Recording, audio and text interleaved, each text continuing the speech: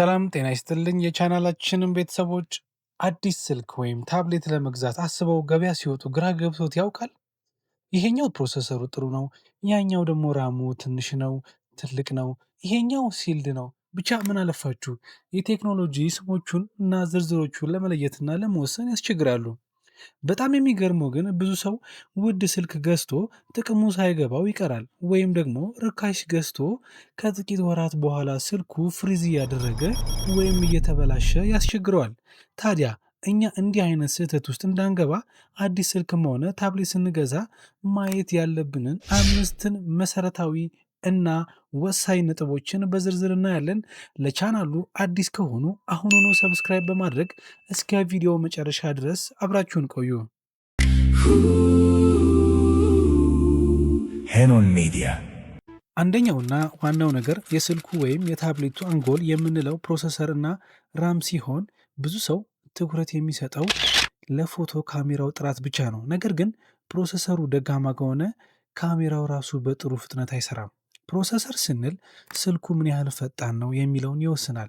መደበኛ ስራዎችን ብቻ የምንሰራ ከሆነ ማለትም ለፌስቡክ፣ ለቴሌግራም፣ ዩቲዩብ ለማየት እና ስልክ ለመደወል መካከለኛ ፕሮሰሰር ያላቸው ሚድሬንጅ ስልኮችን ብንጠቀም በቂ ነው። ነገር ግን ስልካችን ለከባድ ስራዎች ለምሳሌ ለቪዲዮ ኤዲቲንግ እንደ ካፕከትና ፕሪሚየር እና ሌሎች ኤዲቲንግ አፖችን እንዲሁም ለግራፊክስ ዲዛይን ወይም ለከባድ ጌሞች የምንጠቀም ከሆነ ከፍተኛ ፕሮሰሰር ያላቸውን ስልኮችን መጠቀም ያስፈልገናል ማለት ነው።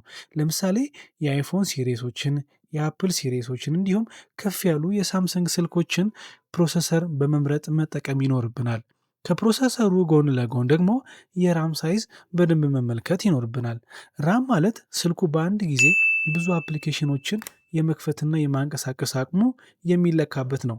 አሁን ባለንበት ጊዜ ስልካችንን ሳይቆራረጥ በጥሩ ሁኔታ እንዲሰራ ቢያንስ 8 ጂቢ ራም ያለው ስልክ እንድንገዛ ይመከራል። ከ6 ጂቢ በታች የሆነ ስልክ አሁን ላይ ብንገዛ እንኳን ከጥቂት ወራት በኋላ አፕሊኬሽኖች ሲበዙበት መዘጋጋትና መዘግየት ይጀምራል። ታብሌት ላይ ግን ቢያንስ ከ6 ጂቢ እስከ 8 ጂቢ ራም መኖሩን እርግጠኛ መሆን ያስፈልጋል። ሄኖን ሚዲያ።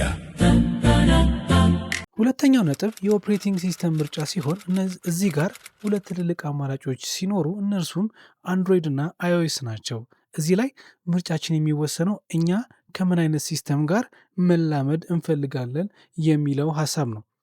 አንድሮይድ በጣም ነፃ የሆነ ሲስተም ነው። የስልኩን ገጽታ፣ ፎንቶችንና አጠቃቀሙን እንደ ፍላጎታችን መቀያየር ከስተማይዜሽን ማድረግ እንችላለን። በተጨማሪም በየፈርጁ የዋጋ አማራጭ ያለው ሲሆን በርካሽም በመካከለኛም በውድም ዋጋ ማግኘት እንችላለን። ከጎግል አገልግሎቶች ጋርም በጣም የተቆራኘ ነው። በአንጻሩ አይኦኤስ ወይም አይፓድ ኦኤስ ለታብሌት ስንመጣ የአፕል ምርቶች ውድ ቢሆንም የሚገርም የሶፍትዌር ጥራት አላቸው። አንድ የአፕል ስልክ ስንገዛ ከገዛን ከ5 ዓመት እስከ 7 ዓመት ድረስ የሶፍትዌር ማሻሻያ አፕዴት ማግኘት እንችላለን። በተለይ ታብሌት ለመግዛት ካሰብን የአፕል የአይፓድ ለአፕሊኬሽኖች ያላቸውን ኦፕቲማይዜሽን ከአንድሮይድ ታብሌቶች እጅግ የላቀ ነው ማለት እንችላለን። ሄኖን ሚዲያ። ሶስተኛው ነጥብ ስክሪን ወይም ዲስፕሌይ መጠን ሲሆን ስልካችንን ስንጠቀም ሁልጊዜ የምናየው ስክሪኑን ስለሆነ እዚህ ላይ መሳሳት የለብንም።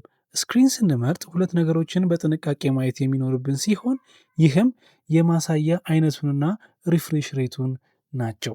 የመጀመሪያው የማሳያ አይነት ሲሆን በገበያ ላይ ኤልሲዲ እና ኦኤልኢዲ ወይም አምኦኤልኢዲ የሚባሉ ሁለት ኤልሲዲ ማሳያዎች ርካሽ ስልኮች ላይ የሚገኙ ሲሆኑ ቀለማቸው ያን ያህል ደማቅ አይደለም። ነገር ግን ኦኤልኢዲ ወይም አምኦኤልኢዲ ስክሪኖችን የምንመርጥ ከሆነ ቀለማቸው በጣም ውበት አለው፣ ያምራሉ።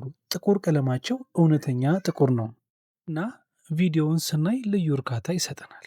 ሁለተኛው ደግሞ ሪፍሬሽ ሬት ሲሆን ይህ ማለት ስክሪኑ በሰከንድ ውስጥ ስንት ጊዜ ምስሉን ይቀያይራል የሚለውን የምንረዳበት ክፍል ነው። የድሮ ስልኮች 60 ሄርዝ የነበሩ ሲሆን አሁን ግን ቢያንስ 90 ሄርዝ ወይም 120 ሄርዝ ሪፍሬሽ ሬት ያለው ስልክ መምረጥ ይኖርብናል። በተለይ ጌም ለምንጫወት ሰዎች 120 ሄርዝ መኖሩን ግዴታ ነው። ሄኖን ሚዲያ። አሁን ደግሞ ብዙ ሰው የሚሸወድበት ቦታ ላይ ደርሰናል። ማከማቻ ቦታ ወይም ስቶሬጅ ሲሆን ፎቶ ስንነሳ ስቶሬጅስ ፉል የሚል ማስጠንቀቂያ መቶብን ያውቃል? በጣም ያናድዳል አይደለ? የአሁኑ ዘመን አፕሊኬሽኖች ፎቶዎችና ቪዲዮዎች በጣም ከፍተኛ ሳይዝ አላቸው። ስለዚህ አሁን ባለንበት ጊዜ ከ128 ጂቢ በታች የሆነ ስልክ ፈጽሞ መግዛት የለብንም። ምክንያቱም ለምሳሌ 64 ጂቢ ስልክ ብንገዛ በጥቂት ቀናት ውስጥ በፎቶና በተወሰኑ አፕሊኬሽኖች ይሞላብናል። በተለይ ደግሞ በአሁኑ ጊዜ አብዛኞቹ አዳዲስ ስልኮች የውጭ ሚሞሪ ካርድ ማይክሮ ኤስዲ ካርድ አይቀበሉም። ይህ ማለት ስልኩን ስንገዛ ያለው ስቶሬጅ ለአንዴና ለመጨረሻ ጊዜ ነው ማለት ነው። ስለዚህ ለወደፊት ነፃነት እንዲኖረን ከተቻለ 256 ጂቢ ካልሆነ ደግሞ ቢያንስ 128 ጂቢ ያላቸውን ስልኮች አረጋግጠን መግዛት እንችላለን ማለት ነው። ሄኖን ሚዲያ። አምስተኛውና የመጨረሻው ነጥብ ባትሪ ነው። ስልካችን የፈለገውን ያህል ምርጥ ቢሆን ባትሪው ቶሎ የሚያልቅ ከሆነ ዋጋ የለውም። ለስልክ ሲሆን የባትሪ አቅሙ ቢያንስ ከ4500 ሚሊ አምፕር አወር እስከ 5000 ሚሊ አምፕር አወር መሆኑን ማየትና ማረጋገጥ ይኖርብናል። ታብሌቶች ደግሞ ስክሪናቸው ትልቅ ስለሆነ ብዙ ፓወር ይወስዱብናል። ስለዚህ ባትሪያችን ከ7000 ሚሊ አምፕር አወር እስከ 10000 ሚሊ አምፕር አወር መሆኑን ማወቅ ይኖርብናል። እዚህ ጋር አንድ ትልቅ ሚስጥር ልንገራችሁ። አሁን የሚወጡ አዳዲስ ስልኮች በተለይ እንደ አፕል እና ሳምሰንግ ያሉት በሳጥን ውስጥ ቻርጂንግ ብሪክ አይዙም። ሳጥኑ ውስጥ የሚገኘው ኬብል ብቻ ነው። ስለዚህ ስልኩን ሲገዙ ስልኩ ስንት ዋት የፈጣን ቻርጅ ማለት ፋስት ቻርጂንግ እንደሚቀበል መጠየቅ ይኖርብናል። ለምሳሌ 25 ዋት ወይም 45 ዋት የሚደግፍ ከሆነ ያንን የሚመጥን ትክክለኛ ፋስት ቻርጀር መግዛት መርሳት የለብንም። ሄኖን ሚዲያ።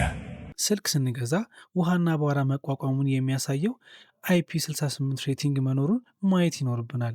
ይህ ስልካችን በድንገት ውሃ ውስጥ ወድቆ ቢገባ እንኳን እንዳይበላሽ ይጠብቀዋል።